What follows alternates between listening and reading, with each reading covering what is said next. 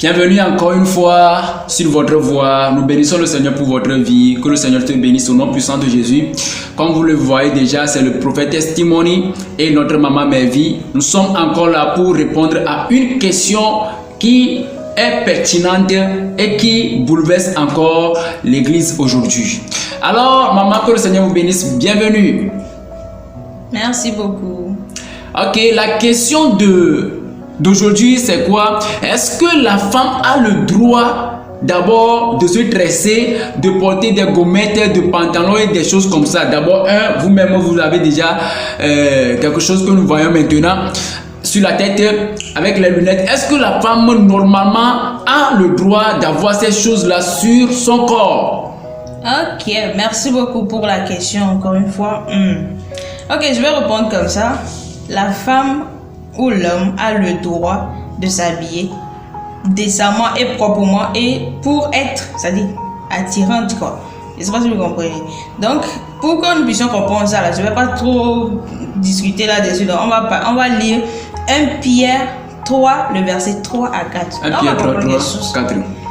La Bible déclare Ayez non cette parure extérieure qui consiste dans les cheveux tressés, les ornements d'or, merci, ou les habits qu'on revêt.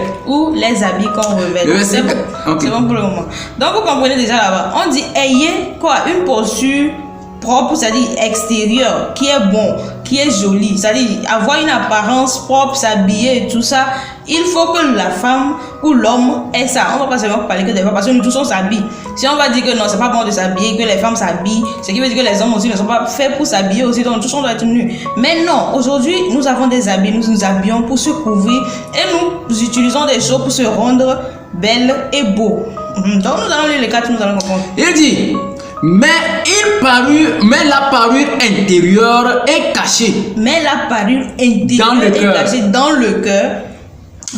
La pureté incorruptible d'un esprit doux et paisible qui est d'un grand prix devant Dieu. Voilà. Donc ce qui veut dire que c'est pas les habits que nous portons là que Dieu regarde, mais il regarde l'intérieur. Nous allons voir des gens aujourd'hui, tu vas voir la personne est couverte de la tête jusqu'à la plante de ses pieds, mais ça dit quand on te fait part du caractère de la personne, tu vas attraper ta tête, tu vas dire oh c'est cette personne là qui s'habille comme ça, c'est cette personne là qui est comme ça. Je vais vous donner un exemple. J'étais avec une amie avec qui on gobait sur les bancs. La fille là, si tu la vois, tu ne vas jamais savoir que celle-ci là, elle a une mauvaise